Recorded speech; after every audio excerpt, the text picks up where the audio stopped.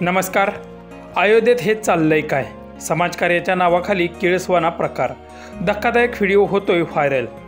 चॅनलवरती नवीन असाल तर आपला आरजी मराठी न्यूज चॅनल जरूर सबस्क्राईब करून घ्या.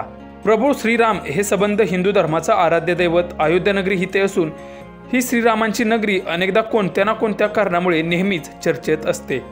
काही दिवसांपूर्वीच पावसामुळे मंदिराला गळती लागल्याच्या बातम्या तुम्ही पाहिल्या असतीलच. त्यामुळे कोट्यवधी रुपये खर्च करून बांधलेल्या मंदिरावर शंका निर्माण झाली होती. हे प्रकरण शांत होताना होतच तेवढ्यात एक दुसरं प्रकरण आता समोर येतंय. ते पाहून तुम्हालाही किळस येईल.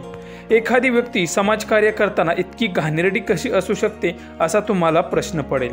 पण हो, हे खरं आहे, आणि तेही प्रभू श्रीरामांच्या अयोध्या नगरीत. अनेक जण सण समारंभात किंवा काही खास दिवसानिमित्त अन्नदान करण्याचा निर्णय घेतात. तेव्हा रस्त्यावरील गरीब आणि गरजू लोकांना मोफत जेवण वाटप करतात.